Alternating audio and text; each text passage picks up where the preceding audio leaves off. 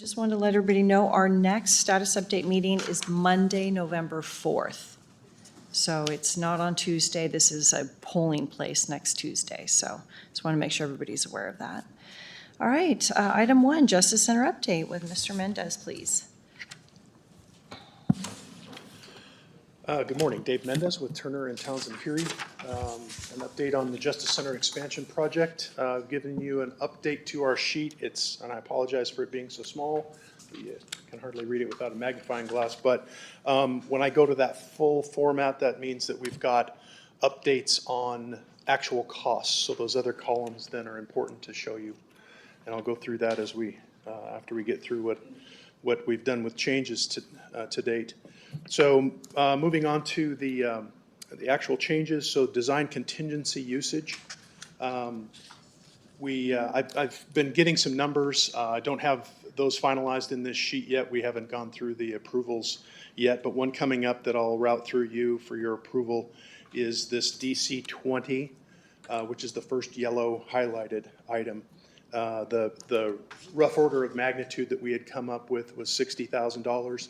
What that is we've got, the courts have specific audiovisual equipment that they've specified that wasn't known at the time of design. So coordinating with giving them conduit and wiring up to where their speakers, where their microphones, where their TVs are located.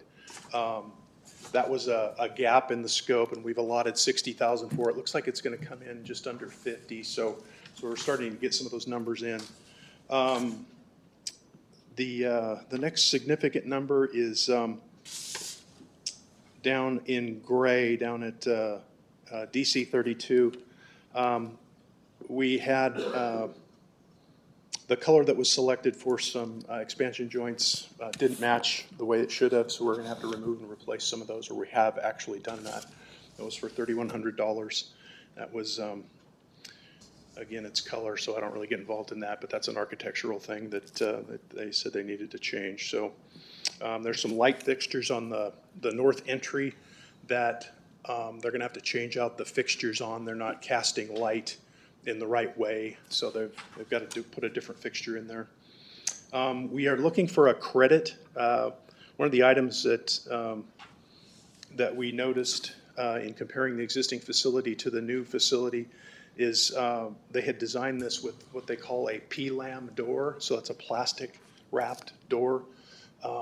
Those tend to don't hold up very well. They're a little more expensive, and they look good, but they don't hold up as well. They crack, and then you can't repair them. So we're going to look for a credit to go with all wood, that would match the building better. So we were looking for a credit there.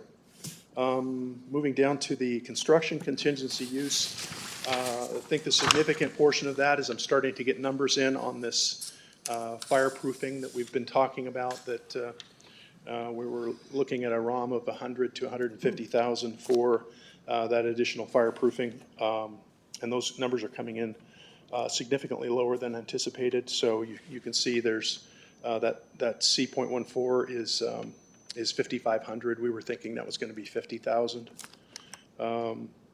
Issue number 2, I don't really have that one nailed down. The elevator people have to give us some more information, so we're thinking $25,000 on that item. And then joist penetration coordination, so the fireproofing where joists penetrate different firewalls. We've got a number in on that, and it's about $28,000 or $29,000. So that $35,000 is going to cover that item. Moving on down to the next section. So this is where your accounting department has included what actual costs are. It's kind of confusing where the money comes from, how it's being spent, but if you look at item number 6, what I'm looking for in this is if we have costs that exceed what we budgeted. That item number 6 has exceeded the budget by $32,000. But I had looked at what we had allotted for that testing service, and I anticipated that it was going to be more than that. So we have an item 31 that in the original budgeting, I had set aside an additional amount of money. So that 32,000 overage is covered by another line item. So if you go in and we start seeing numbers that are getting close, for example, item number 2 is your architect services. We've allocated, their contract is for $1,318,000, and we've got $247,000 left on that. And that's because all the design is complete. All we're doing now is the weekly on-site meetings with the architect and them reviewing submittals and things like that. So that's right on track. We've got $250,000 left for their services. That'll zero out by the time we hit next August. So that seems to be on track. Other than that, we're still sitting at fairly good percentages remaining on our contingencies. So we're at 30% remaining on the design contingency, and hang on just a second, and 34%, we've used 38% on the design contingency, and we've used 34% on the construction contingency. So we're right on track with those numbers, significantly lower than what it could be, and so we should have money left over when we're all done with this. So any questions on any of this? I know it's a lot to consume. No questions, thank you. Okay, all right. All right, and then just the business meeting item today is included in the owner furnishings line item. It's the door access and security cameras, I think. That is, yes, that's a soft cost. You'll see that number in the FF&E numbers. Right. So that's the county's part, your IT department finalizing their contract.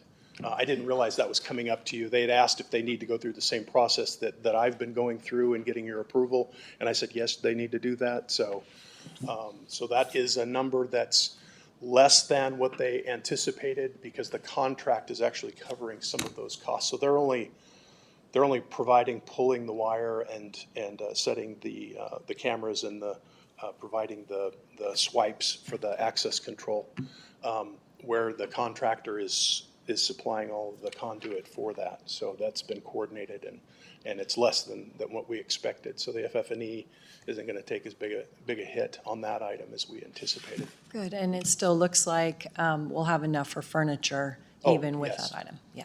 So where we are with the furniture, just as long as we're talking about it, I've gone through several contract iterations. That's gone through your review, the legal review on the contracts, and because we haven't had the meetings and decided what level of finish we want on all of the furnishings.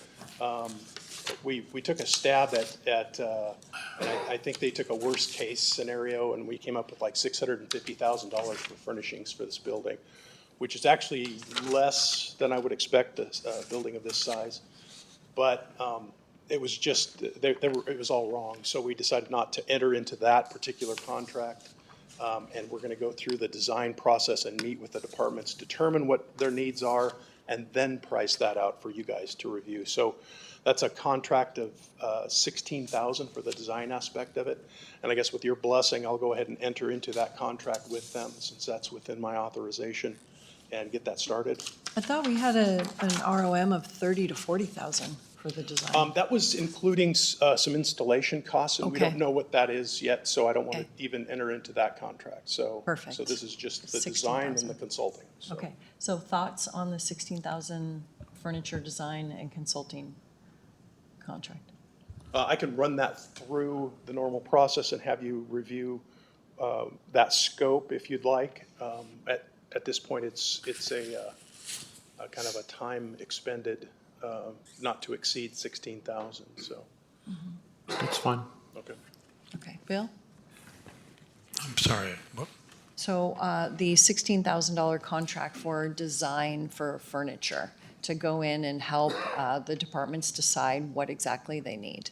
Are you all right with that? Sure. Okay? Okay. Yeah, rather than people picking their own. Yeah. Yeah. Yep. Okay. I think it might be cheaper. Yeah, we'll have, Jeff is going to be involved in that process as well. Good. So we keep a little controls on how elaborate we get. No problem. Okay? All right, thank you. Item 2, presentation from John Goedde, our insurance agent. You can just come right up to a table and hit the microphone.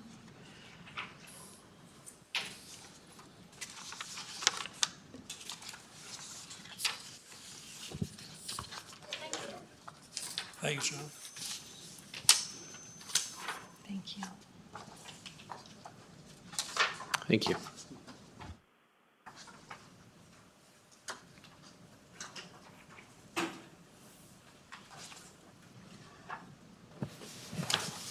Okay.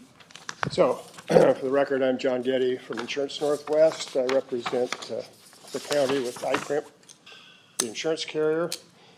And one of the things that Commissioner Matari asked was for me to give a quarterly report on my activities. You'll see on the on the first page a list of some of the things that I've been doing. I would point out the fourth item from the bottom, the boat slip on Hayden Lake.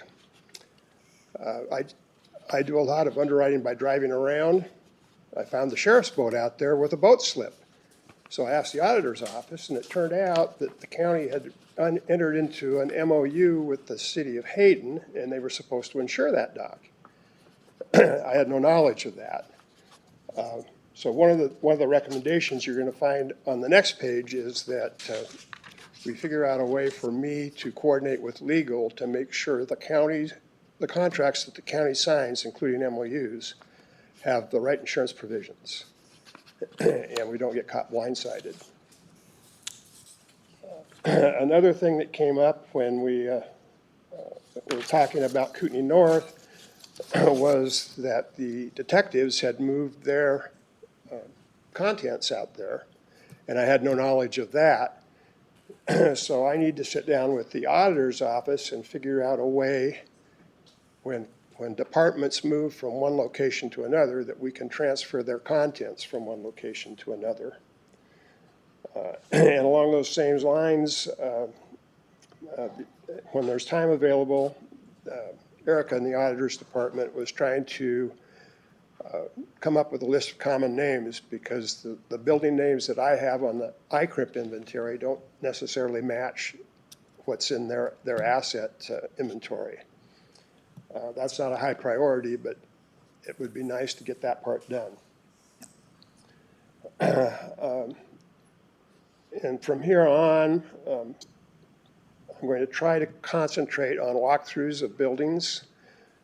Jeff and I are planning on every 2 weeks going through either a campus or a big building and coming up with safety concerns.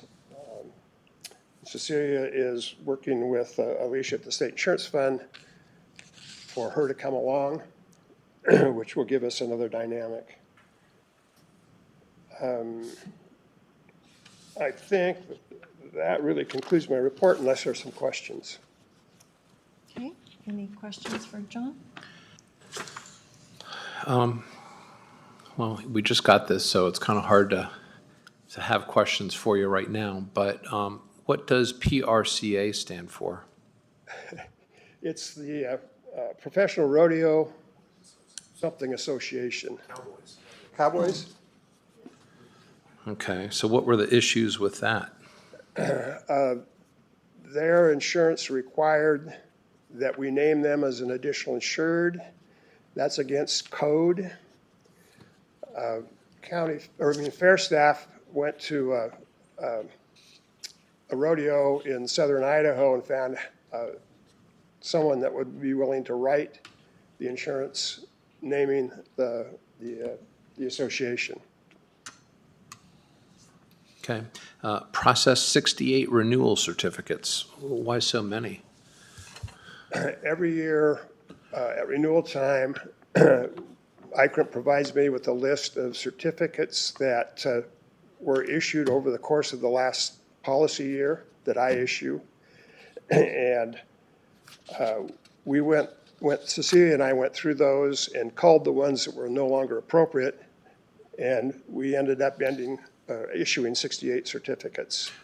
These aren't buildings or individual buildings. These are to different entities, different, like riders, if you will. Certificates of insurance typically are for liability situations. Okay. Polling places, the owner of the building wants a certificate that shows that the county's provided liability coverage. Sure. Okay.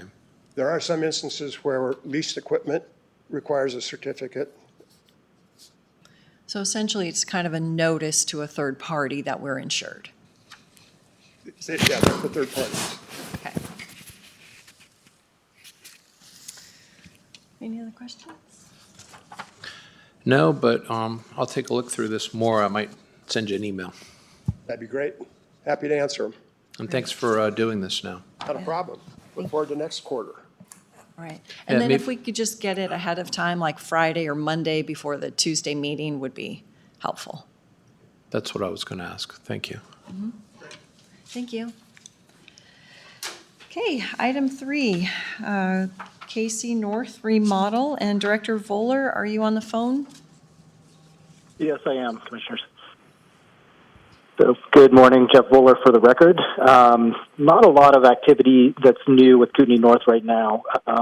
We do know that roofing is 100% complete. Koi Trap was able to go walk that with the roofers and signed off on their work. So we are done with roofing there, so fully dried in. A little bit of good news there. There was one area that we discovered that we didn't have to actually pull up some of the roofing.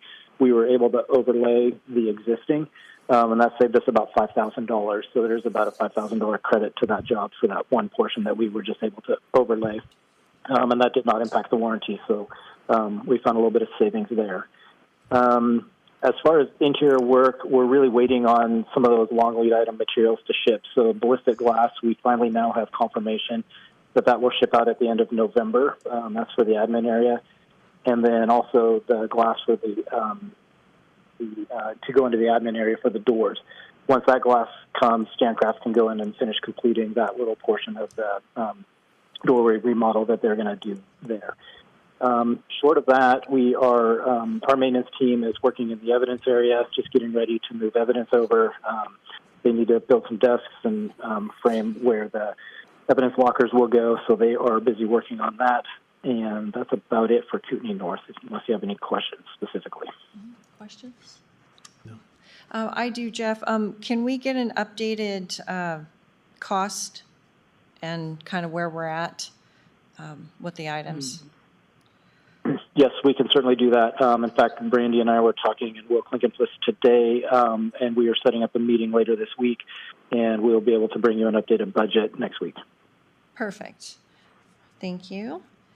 All right, item 4, update on jail pod project.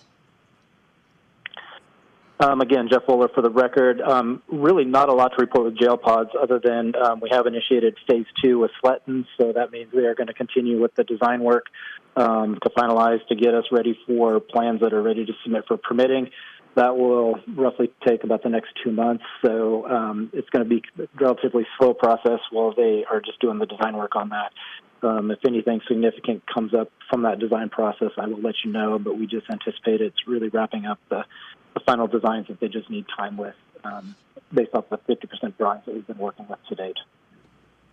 Great. Questions? No questions, thanks. All right, item 5, North Idaho Fair, MOU. Alexia Jordan? Good morning, Commissioners. Alexia Jordan for the record.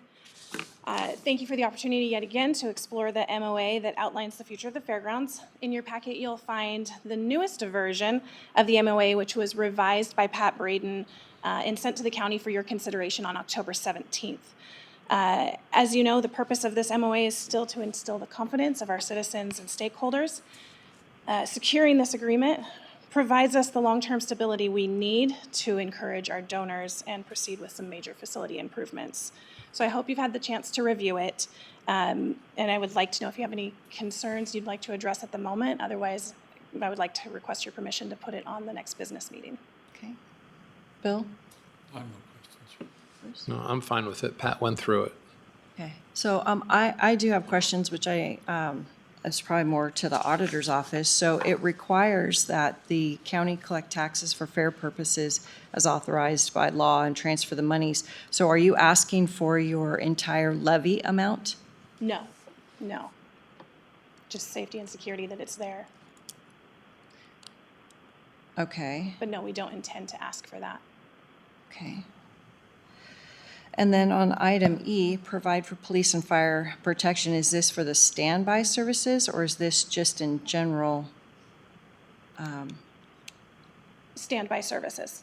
Okay, so that will probably need to be reworded a little bit there, because right now, state law requires us to provide police and fire protection, which means we already do, right? The sheriff responds or the KCFR responds to that. It's more of a general, broad statement than the specific standby amount.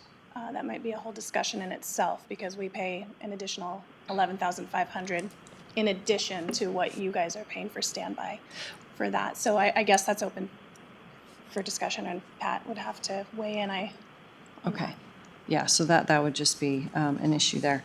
And then I guess with the 20-year timeframe, it sounded like to me for the master plan that you would be spending $55 million at the end of 10 years, right? $5 million to gain or to collect it and $5 million to build the new facility.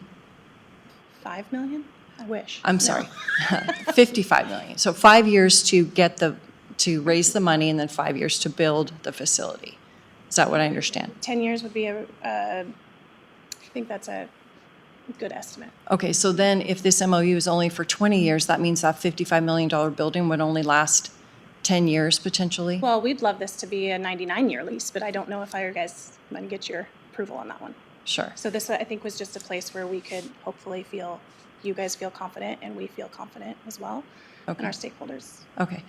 So yeah, if you want to work with Pat on, that language on E, and then the item C, again, I probably would want some language in there about asking, 'cause to me, that seems like you would be entitled to that entire levy amount if we Well- sign this.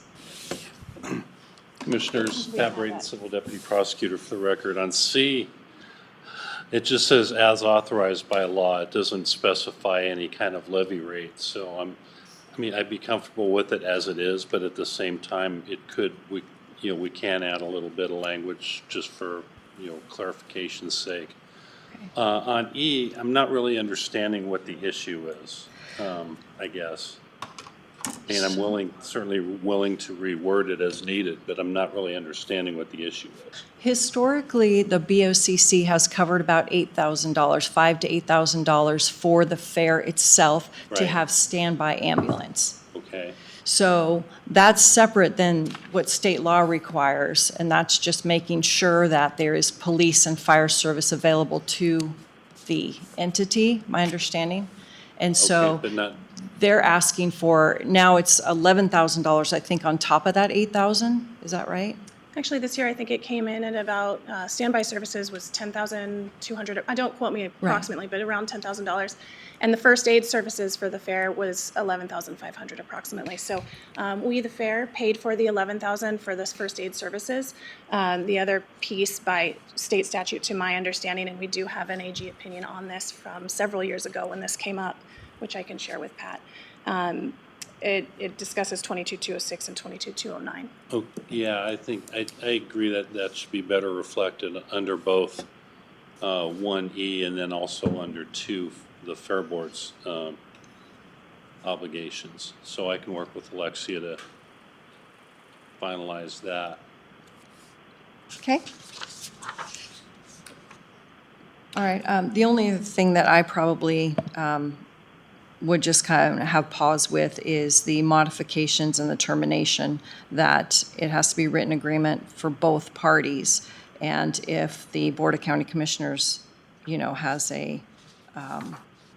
has an issue and the Fair Board doesn't agree with it, then that's going to cause a problem. And again, this would be ourselves suing ourselves. And so I don't like to enter into agreements where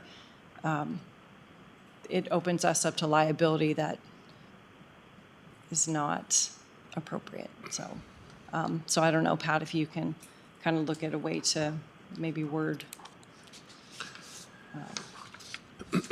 I have a couple questions for Pat. How legally enforceable is this against ourselves? Well, I don't think that's really been tested in court, to be honest. Yeah. I mean, it appears to be, I think given the obligations assumed by the county and the Fair Board, I think those are all, valid, legally enforceable obligations. But, if something, again, this kind of goes to Commissioner Duncan's point about early termination only upon agreement of both parties and or modification, and a future board may want to do something the Fair Board doesn't, and then I think it would at least be a subject of negotiation. Well, let me ask then, Alexia, if it's a one-party termination, is that still acceptable? I don't really know how to answer that. I mean, what guarantee does that give us if you can just say tomorrow, we don't want to do this anymore? Well, I mean, I don't What does think, that provide the people who are willing to invest in your property? yeah.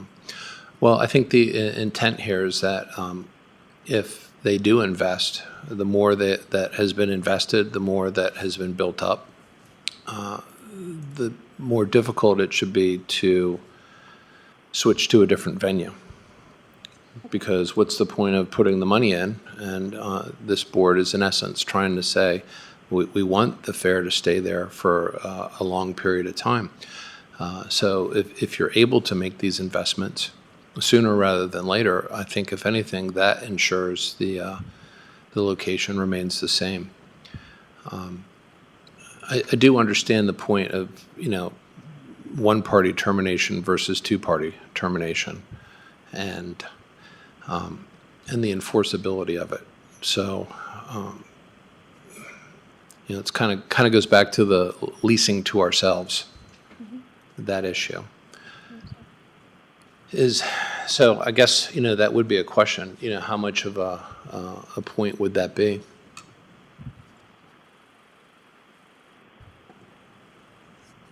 It's hard. It's hard to say. I'm trying, I think the MOU is the proper type of document to use, in lieu of a lease that would not be allowed under state law. I think this is probably the most likely to be legally enforceable type of document between the commissioners and the Fair Board. And to be honest, basically a lot of this is what both the county and the Fair Board already do. It's just basically an expression of intent to keep the fairgrounds where it is for as long as possible. Mm-hmm. As long as it would meet the needs of the county residents and fairgoers. I mean, how much time would you need, do you think, to make these investments in these buildings? I mean, I think she stated it. If we're going to do a major capital campaign, it's going to take me about 5 years to raise all the funds. Okay. Now, that doesn't mean we are going to wait that long to start doing it. We'll start doing some significant things as soon as we can. Sure. I mean, I wonder if there's not a way where if we put a term in there that, had a minimum where both parties would have to agree, and then thereafter it could be one party. And that would give you the time necessary to achieve what you're hoping to do.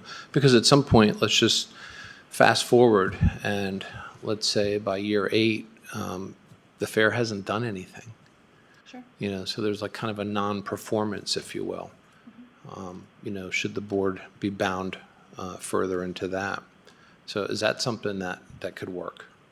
I would have to defer back to my board, which I can Yeah. get some clarification from them too. Okay.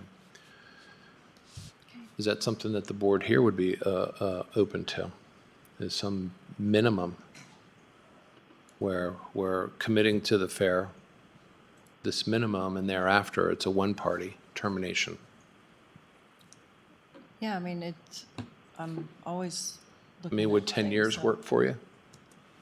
That's what the master plan is. 10 years that both parties would have to terminate. Thereafter, one party may terminate. So I just can't speak for future boards, so it's just one of those I'm weird asking you, though. things that, yeah, I'll look at that for sure. Well, is that a yes or a no? I mean, it's just a Because simple. I don't have the document in front of me, and I have to see how everything works together. Well, I think if items, what is it, E? That Pat was addressing, and then C were addressed. Which, I guess the other question for E, Pat, is, 1E is, what component is the board compelled to do by law? And what has the board done, just through its own, determination year by year? 1E? Yes, provide for police and fire protection for the fair. I mean, obviously, it seems like the board has used discretion on a year-by-year basis for how much they contribute. Is that correct? The BOCC, By the BOCC, yeah, you guys have chosen to handle just the standby.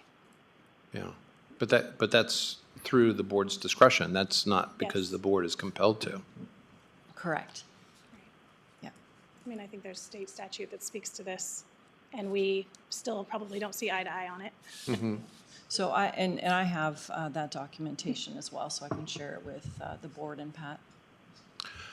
Yeah, I think that your issues with this document, should be shared with the board in written format so that we don't do the same thing over and never get anywhere with it. If you are against it, then, that's fine. You should be against it. But every time we have this conversation, there always seems to be these new issues that keep coming up. And, So I am sharing them with the board. How, you want me to share them with the board via email? well, in a written format, what would be your proposal for how this should look? I know Pat has been working on it. And maybe, this document was distributed to the board. These questions could be asked to Pat beforehand. Okay, I was just trying to make it a transparent process where I wasn't just talking to people behind the scenes, and I was just, Well, it's not about behind the scenes. It's really just about, either the board wants to try to figure out how to make something happen, or it wants to figure out how to keep something from happening. And, I think if the board wants to make something happen, then we should figure out how to facilitate that process. If it doesn't want to make it happen, that's fine, but let's look at it and say, nope, this isn't going to work, and there is no option. And that way, we can move on from this. Would you be comfortable if Pat and I address these items and get it over to you all shortly, and still try and get it on the business meeting next week? yeah, I mean, we can try that. Okay. Is that, We would just do it again on Awesome. status update for Monday. so status and- update and And business then, meeting? and business meeting. Okay, we'll do that. Thank you.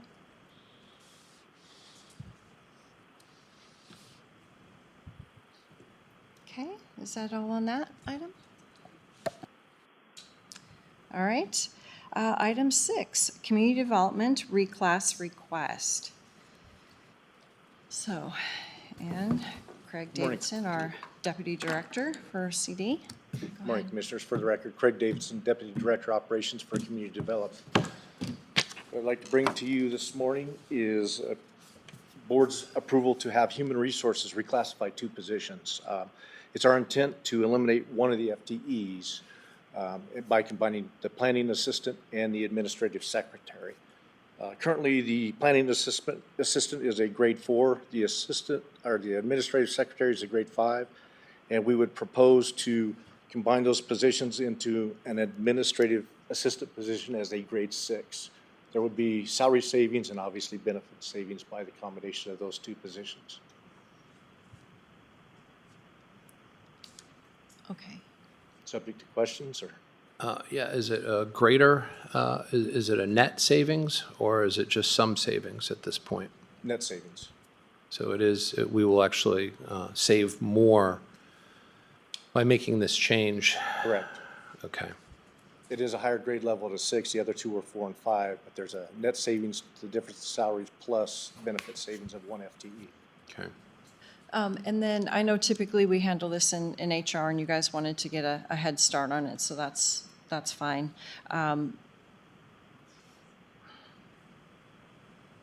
With this, is there any other overarching changes as far as this is kind of the last reclass or movement? This, we've talked about the elimination of the position for the landscape architect as well. The planner, it's remained unfilled for the last 14 months, and the planner 2 position still remains open. Okay. Okay, so are you considering putting the planner 2 to a planner 1? That's been discussed. We haven't affirmed that yet. Okay. But that's, it's a good way for promotion purposes and things like that, is an entry level with the grade level increase based on competency. Okay. Yeah, so for me, that's kind of 2 different things. That's kind of a temporary solution because we can't hire a 2, so let's go to a 1. But I just meant like reorganization in general. Is this? This is it. This is it. Okay. Yes, yes. Okay, so it's not an action item now. It is on the business meeting for an action item because the board has chosen to kind of redo the way we look at reclasses. So this will be up for approval this afternoon. Any questions? No, I just hope that we can continue to find these savings and pass these savings along through the fee structure. Absolutely. Okay. Bill, anything? Sounds like we should. Good thing. All right, thank you. Okay, item 7, Transit Town Hall update. Yes, last week we had a transit town hall here, and I think it was quite a success. There were 2 items that stood out that I think the board should be aware of. The first one was that a lot of people were rallied to show up to this town hall who were told that the board planned on shutting down transit and that they needed to show up to make their voices heard. And I know I haven't had a discussion about shutting down transit. I don't recall anyone else up here talking about shutting down transit. Bill has said that he'd be happy to I get have rid of said it. it, but Yeah. it wasn't like we're doing it tonight. Yeah. That was, in my opinion, a scare tactic. Well, we had people showing up. There were 2 buses that were commandeered, CityLink buses, to bring people, By commandeers. meaning that they were utilized outside of normal operating hours. And who authorized that? No, That's not my understanding. Nope, they were not. we have actually video of the buses in the parking lot. Right, and so paratransit, they can drop somebody off within 3/4 of a mile of the stop. And if a paratransit person asks for a ride, they could come here. It's within 3/4 of a mile of a CityLink stop. Are there operating hours for this? Yeah, I believe 7 p.m.'s the end. Yeah. Well, I don't believe, I'd like to see that because there's 2 CityLink buses that showed up in the parking lot. Okay, and one of the people who showed up last week called me yesterday and said that the bus drivers told them that we were going to shut down transit, and we're handing out flyers to this effect. So Do you have a flyer that was handed out? I don't have a flyer. I was busy running the town hall, but people had them in the audience. And so I would like to ask the board's permission that I could look into this and at least understand who authorized these county resources if they are outside of the normal purview of the CityLink. And is there a policy for when the CityLink, because the manager did say that they do use buses to bring people to county events. And so is there a policy for when the CityLink does this? And what other county events does the transit serve? So with the board's permission, I'd like to look into that on behalf of the board. So what does that exactly look like? I don't know. I don't know. like I said, I didn't really expect the CityLink to be bringing a bunch of people over. And once that person called me yesterday and said that the bus driver told them that we were planning on shutting down the CityLink and that they should show up to make their voices heard, I found that to be a little troubling because we, as a board, have not had that discussion. I would like you to look into that, Bruce. So the other thing, which I've learned about when putting this transit town hall together, Jonathan, you have it up there right now. These are the reports that the county commissioners get each month from transit, and they provide ridership numbers. So as you can see for the year of 2023, just like on the A route, the total for the year, January through December, it shows 41,249 people had ridden, or the ridership numbers for 2023, and that's on the A route. If you go to the next screen, Jonathan. I don't see the 41,000 number on that. Where are you looking? That's because you want to add up all the numbers on the red from January 23 through December 23. Okay. That's where you'll get that number. Okay. Okay, and if you go to the next one, Jonathan, actually it's D.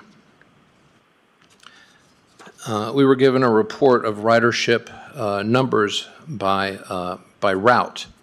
And if you look at the far left, that is the A route, which is the same as the red row in the previous slide. And you'll see the total numbers are 27,682 riders. And so there's quite a discrepancy that this board is getting as far as ridership numbers. And if you go to the next screen, Jonathan, which is E, and just scroll down to the bottom, you'll see that there's one stop in particular that has the most rider counts, and that is the transit center. Now, when I decided to go and ride the bus myself, one of the things that stood out to me is we just did one loop, and we stopped off at the transit center, and we were sitting on the bus, and we were told to get off the bus, walk to the other side of the building, and get right back on the bus. And that is how one rider can be counted twice. And there's electronic devices that are used on these buses to count the riders. And so I think, as a board, we should be getting as accurate a numbers as possible. I understand that there are some standards, and I take it you're writing notes to help me with this, because we should be getting accurate information when we make our decisions. And one of the other things, too, that stood out was the fact that, and these are numbers that are provided by our auditing department, is, for the fiscal year 2023, we added up about $954,000 in county taxpayer expenses that were allocated to support this service. And those numbers are comprised of the total cost of tax-funded expenditures for the A and B budget, property tax levy for the auditor costs for grant accounting, property tax levies for ICRIMP, and then legal personnel expenses. They all add up, and going from 2016 through 2024, the least expensive number was $541,000, and the most expensive is $1,040,000. Now, I know we've made some changes to address some of the expenses, but I think it's really important that as a board, when we look at these grants, and these grants tend to be the more difficult to manage, that we need to take into account, the cost to the county for managing and being compliant with these grants. And so when we make these decisions, by having all of the cost numbers, we can make better decisions. So I would like to see us as a board start to include these additional cost numbers so that we can understand what it is that we're saying yes to in a more accurate way. So is the auditor's office willing to start keeping track then of the time spent on FTA grants? Well, if that's something that we have to do, I can tell you that the way they calculated the cost was they took the percent of grants that were FTA grants compared to all of them. It came out to about 24% on average, and they actually reduced their number down to 15%. So it's pretty obvious that, that was a conservative number. If we were to stick with the 24%, we probably would be looking at another, $100,000+ in personnel expense. So are these numbers that we could submit to FTA then as in-kind match? I don't know. That's a good question. These are all numbers that, I've kind of been working on with auditing to discuss at this transit town hall. No one else seems to be asking these numbers. So in the past, Brandy Falcon from the auditor's office for the record. In the past, Jody Beasy and some of her staff had asked, and I believe it was before my time, but that's kind of been a question that's come up every couple of years, if the auditor's office would be willing to contribute their hours worked as in-kind match for transit grants. And the answer is absolutely not. We don't do that for any other department in the county, so we don't want to favorably treat transit that way. And in addition, my office is a mandatory service. We're the auditor's office. We're not here to help other departments fund grants. That's their job, not ours. We do the accounting, so. Okay, well, there's your answer. Okay, so then I would have questions on, it says that the property tax levy for legal personnel expense is the same amount from 2016 to 2024. So how is that? Like, I don't know how these numbers were calculated, if it was just kind of based on guesstimates and. Well, everything is based upon a guesstimate, but we know that we have a expense. So, for example, Pat, you were asked how much hours on average per week you allocate to transit, and the estimate was about 5 hours per week. And so that was the number that was being used. But there is a cost, because we do know that you allocate some of your time to transit, and we know that. So the question is, do we want to try to capture this cost, or do we want to ignore the cost? And these were just best guesses at this point. Yeah, and Transit's asked to capture those costs in the past, and I'm fine. I think that would be a great idea, but we heard that the auditor's office is not interested in No, capturing what we those heard costs. was that the auditor's office was not interested in giving their time for in-kind match. We did not hear that the auditor's office was not interested in capturing cost. Their job is to help capture cost for us. So let's make sure that there's a clear distinction between the two and that we don't conflate these things.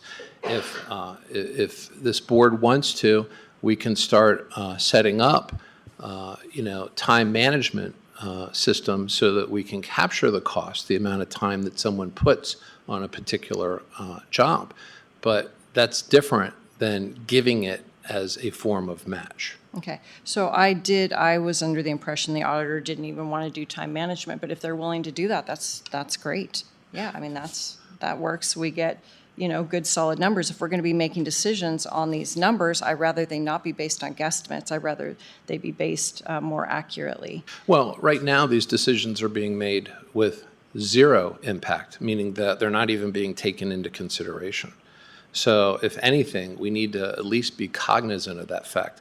I have not had one grant come before me, at least. Maybe they've come before you, Commissioner Duncan, where, it says that this is what we can expect from a legal and compliance time cost for them. But that never generally is included in the discussion. Brandy Falcon from the auditor's office again. So all of you are on the email chain I have right now with Jody Beasley's public records requests, specifically relating to this data that you're talking about. So you'll see my response, but the auditor is not going to track actual hours worked for each grant. Like Commissioner Matari mentioned, we used a methodology to arrive at a very conservative dollar amount based off of transit grants as a percentage of total active grants per year. It's a methodology I feel comfortable defending from a mathematical standpoint, similar to other methodologies we use for charges we incur for solid waste, different things like that. I mean, that's what we do all day long, is come up with defensible mathematical methodologies we use to allocate costs. So I'm not going to have my staff go through the time and effort of tracking every single minute that they work on every single department's grants. That costs more than it's worth. But I feel that the methodology we use to allocate auditor personnel expenses to the transit grants was very conservative and makes sense. And if you want to have a separate sit-down meeting with just me and Commissioner Duncan or me and Commissioner Matari, we can do that and go through the methodology used to calculate auditor personnel expenses for transit grants. Yeah, I think that would be very helpful for me. Yeah. Yeah. Well, I thought it was very reasonable, given the methodology that you did use, which was roughly about 24% of the federal transit grants were 24% of the grants were federal transit grants, and that you reduced that number down to 15% of the salary that the county incurs through tax levies, that, you know, the expense, and then that, in essence, is how you allocated the cost for managing the transit grant. So that seems very reasonable.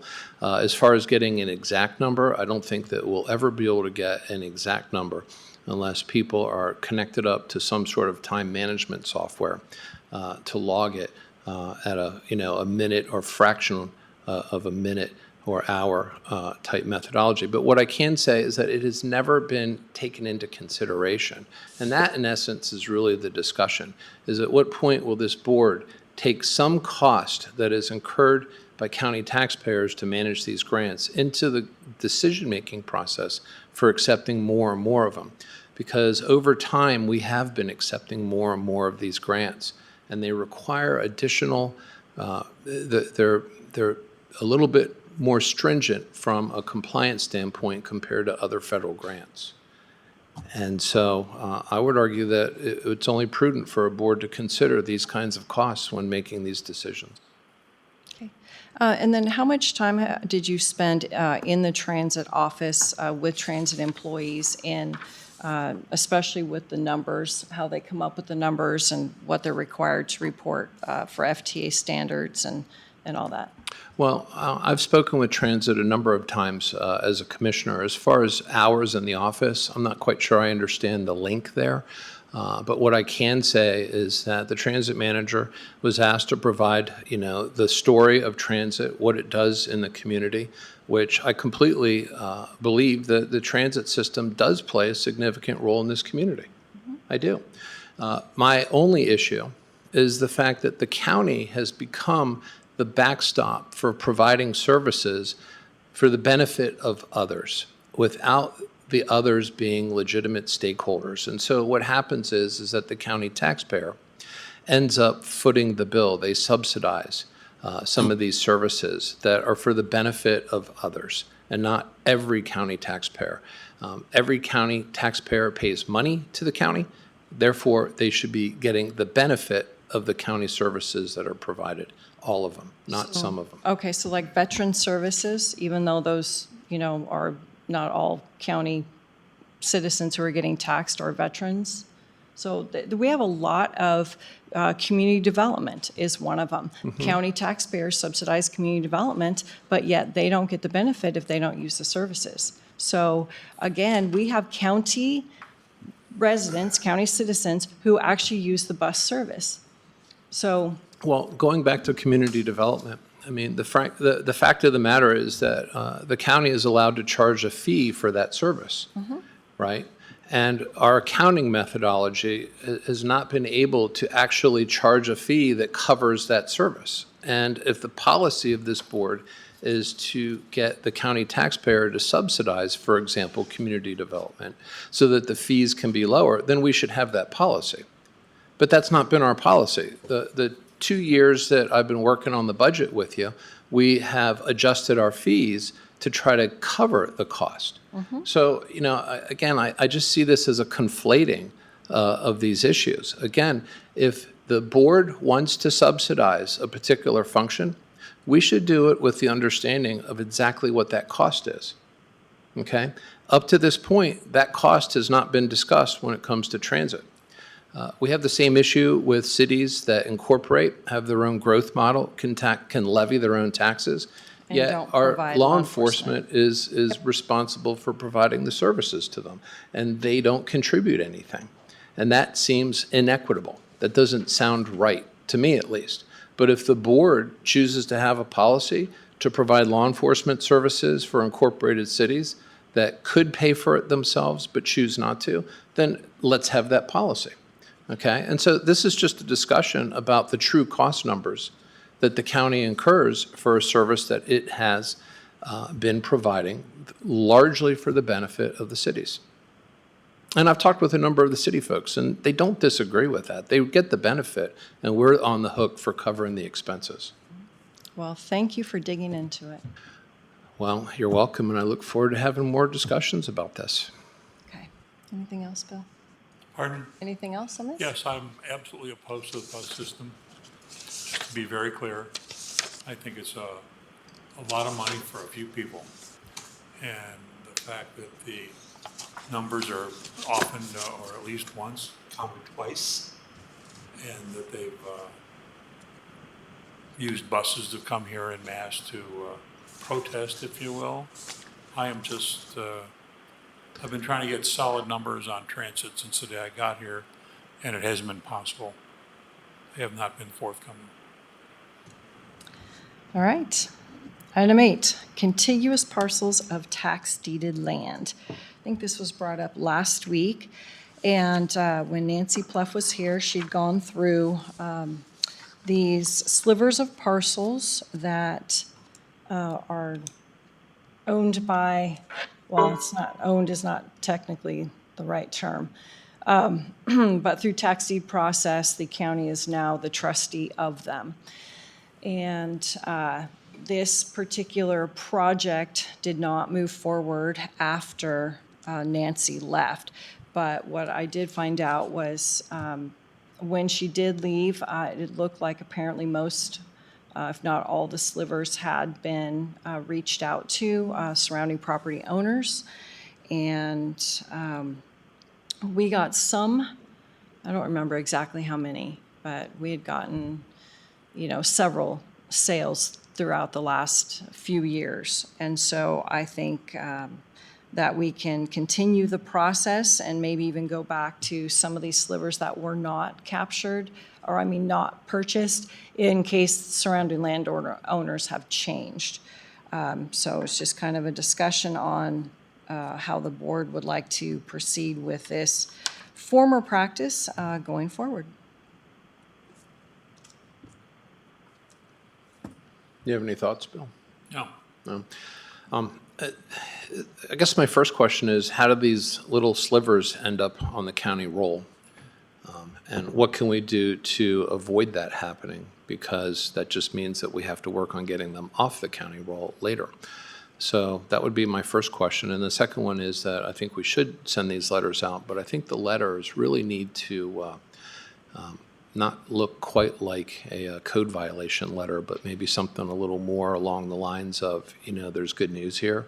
There's a new opportunity for the landowner to make a purchase. I've looked at the letters, and they have a very dry component to it that I don't think encourages response from people. Okay. Hi, Kelly. Hi, Kelly Weiss with the Treasurer's Office for the record. And we are just talking about tax deeded parcels, is that correct? Yes. Not the ones that the county owns separately? Right. Okay, so those parcels, we do notify, within the last couple of years, we do notify the surrounding parcels of the delinquent property taxes, so they do have the ability to bid at those at the public auction.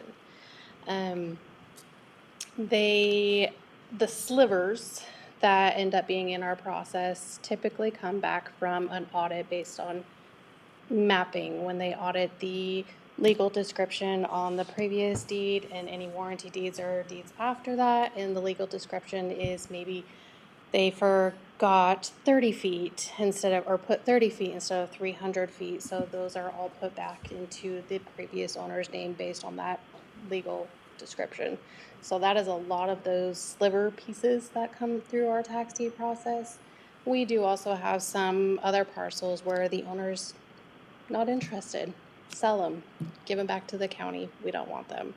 So there's a little bit of both, but the slivers are based on pretty much those legal description discrepancies. Thank you. All right, so you're all right with the process continuing as it was, but just not in that format? I would update the letter, Okay. at least, kind of emphasize the benefit, the potential benefit to the customer. It doesn't really say that in the first, couple sentences and in a positive way. I think we need to make sure the list is updated as well. It's on the, Is- it's on the county website Okay, updated. yeah, because it's been a few years since Nancy left, and I remember that whole list and going through it, and, some of the more, some of the ones we've had for a long time, or kind of those persnickety ones that just seem to have slipped through the cracks. And a lot of them we did get sold or transferred to another governmental entity that would have more interest in it. Yeah. And then Sarah has indicated she's willing to take on this project, so if you guys are okay with Yeah, that. no, that's fine. And, yeah, and one of the first things she'll do is actually go through and mark off the list if any of them have been sold. So there's not duplication of effort there, just to make sure it's a fully updated list. All right, with that, we've got direction and item 9. Thank you, Kelly. Advisory Board Standard Operation Procedure with Jonathan Gillum. Hi, Commissioners. Jonathan Gillum for the record. Presenting to you today a standard operating procedure for the advisory boards, which incorporates feedback from other BOCC staff. While the procedure primarily focuses on interactions between the BOCC staff and the boards, the key thing I wanted to highlight and bring before you today is 3 specific sections regarding the BOCC and the boards for your consideration. These sections are drafted as suggestions, so please let me know what you would like, if there's any changes to better align with your direction. So on section 3, page 3, the application process, and it says the applications are discussed in a status update meeting for the BOCC to provide direction to staff on the applicant, or to the staff.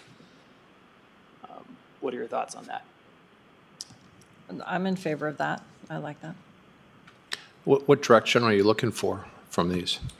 Just if that is how you would like to proceed with the application process. Every application would come before on a status update meeting, or we could just say open meeting, preferably status update, and we can decide it that way, Yeah, that's fine. as long as the board agrees, okay? Okay. And then second part is when at least 2 of 3 commissioners agree on the applicant, they will direct staff to either schedule an interview or appoint at the BOCC business meeting. Okay? And then last, we wrote, I think the board already kind of indicated this earlier this year, but on page 4 and 4.0, advisory board should expect to do at least 1 annual open meeting with the BOCC. And then if Yeah, there's that's any other fine. questions you have on the document, I'm happy to answer. But that's what I wanted to bring to your attention So today. specifically, they would just come to present to us in a status update? Or what particular, 1 annual open meeting? So like they invite us to their, Oh, I guess I was considering it as they would come to a BOCC meeting and kind of do an annual check-in as needed. Some of our boards do kind of do a check-in, like our fair board does a quarterly. Sometimes the airport does a monthly, but if we could have I think the board had this discussion earlier this Yeah. year, and we could have at least 1 annual check-in where they come in and say, hey, commissioners, this is what the board's doing. What do you want us to work on? That kind of thing. That was just the thoughts behind it. okay, Commissioners. perfect. I just wanted to make sure the annual meant they come to us, we don't go to them. Yes, no, yes. They Okay. work for you, commissioners. Okay. Appreciate that. Any other thoughts or questions on that? No, thank you. Thank you. All right, public comments. Come on, Ron.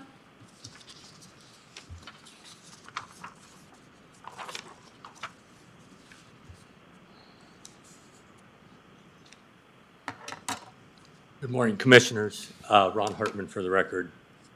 One, I'm going to apologize. I wrote this before this meeting, so there'll be a little bit of repeat of what was updated here. I attended the town hall last week for the transit system at the county building with Commissioner Matari. Commissioner Duncan and Brooks did not attend. The transit center manager showed a video explaining the transit system. The video was to showcase the transit system. But one of the things that stood out was every time it showed the inside of a bus or someone getting on or off, the bus was empty. and this was to showcase it, and this is what they presented in front of everybody. And this proves what Mr. Brooks just said a minute ago. Also, during the town hall, bus rider numbers were provided. The Commissioner Matari said he rode one of the buses recently.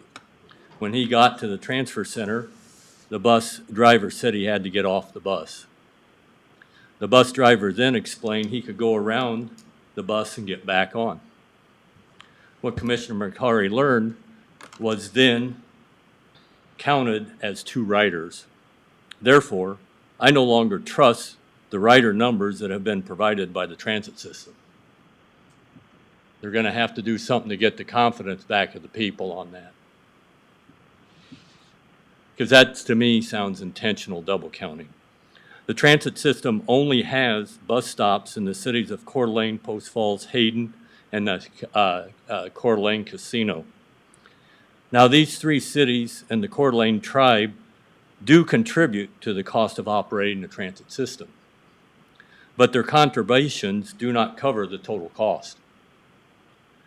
That leaves the county to pick up the rest of the costs not covered by federal grants. Plus, the county alone has full responsibility of the transit system liability.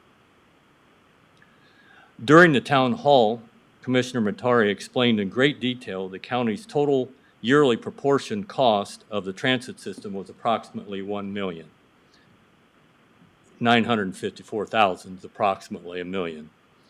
This includes all the costs to maintain the paperwork required to receive federal grants, direct transit system department headcount, contract people, and the accounting department to process paychecks and et cetera. Commissioner Matari also showed how the cost of the transit system has grown over the last 10 years. And the Akini government organization will continue to grow. Therefore, the county property owner is taxed for the county cost of the transit system. This means every county property owner is currently taxed $1 million for a service they are not provided. It has been brought to the attention of the county commissioners that the property owners are getting taxed out of their homes. The county commissioners need to put the total cost of the transit system on the users of it. That means the cities of Coeur d'Alene, Post Falls, Hayden, and the Coeur d'Alene tribe need to pay the total cost, not covered by the federal grants. If they do not, then the county commissioners need to close down this system. Thank you. So just two items of response for that. Those aren't rider numbers, those are trip numbers. So there's a number of trips, they're not the number of individual people, it's the number of trips. So one person can be counted 4 times if they take 4 different routes. Well, the other thing Mr. Matari pointed up here was he added up the Route And A. I'm not talking about that. I'm two talking numbers. about riders versus trips. All right. So that's what I'm All talking right. about. He pointed out another one where the Sure, rider, and that's fine. Route A numbers didn't add up Yeah. between the two. The second item is the City of Coeur d'Alene, City of Hayden, and City of Post Falls, they all pay county taxes. Stated that. No, you didn't, actually. You said that They the contribute. $1 million. Where they got the money from, I don't know, but it's not covering the total cost. Okay, can I just, it's not covering the total cost within the cities, I agree, but city taxpayers are paying county taxes towards that $1 million, as well as additional amounts on top. City Coeur d'Alene's also paying $104,000. So I'm just letting you know that they're also paying those. And if I could, just real quick, this report, which was shown on the overhead, it doesn't say trips. It doesn't say monthly trip comparison. It says monthly ridership comparison.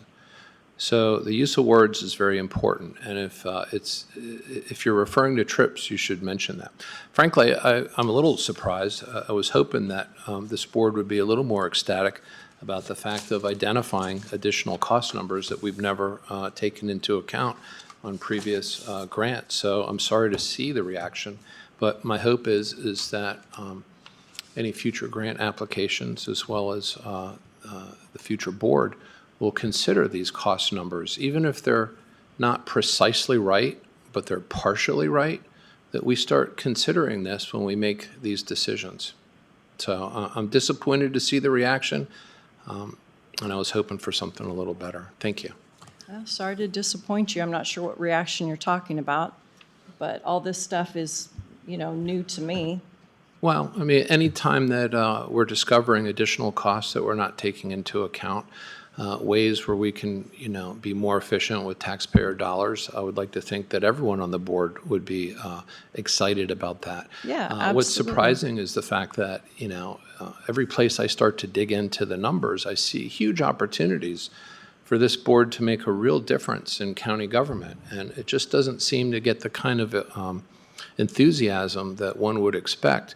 Certainly in my career, usually when you find areas to increase efficiency, people tend to have a very positive and favorable response. I'm just not sensing that today. As far as costs go too, it's been kind of brought to my attention that there's a proposal to build a brand-new maintenance building for the transit system next year. Now, that would be a one-time fixed cost, but you're now you're gonna need mechanics. We already have So a that's gonna mechanic. add cost. We already have a mechanic, so the mechanic has no place to work right now. You have maintenance on the building and other stuff, so here's other costs that aren't Well- being shared right now that you're planning to add to the cost of this transit system next year.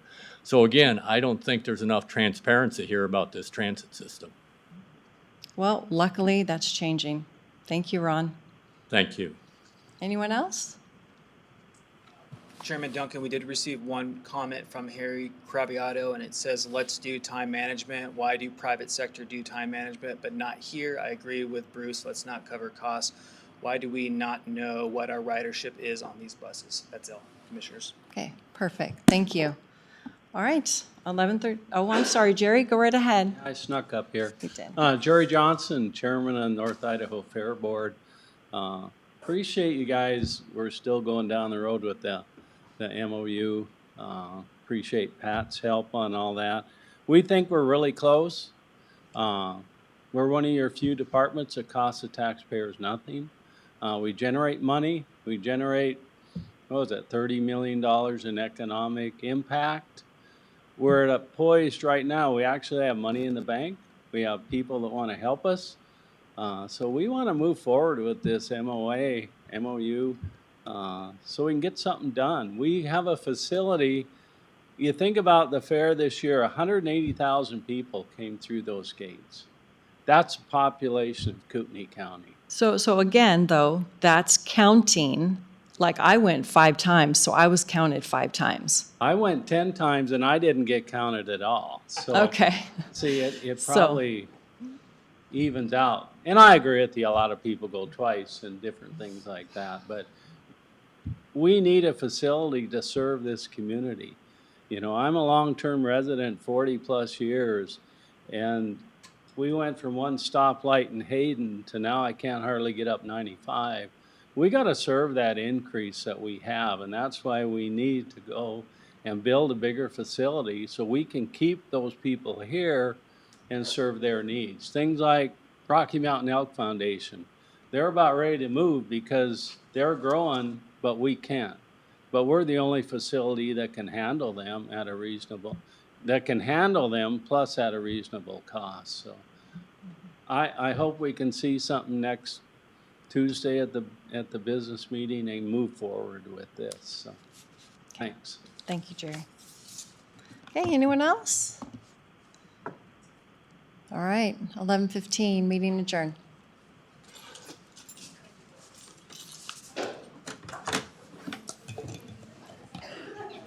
Hi.